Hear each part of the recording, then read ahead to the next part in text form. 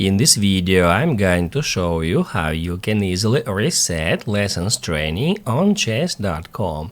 Be sure to watch the video to the very end so you don't make any mistakes, and of course do not forget to like this video and subscribe to my channel. Thanks guys.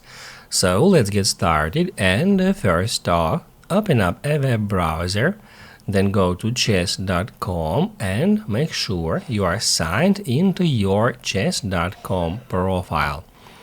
Once you've done that, go to settings, so click right here and then just scroll down a bit until you find lessons. Here it is, just click right here, and that's where you can easily find that button.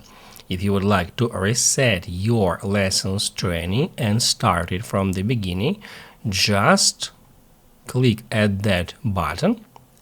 It says that are you sure you want to reset your lessons history, including all stats?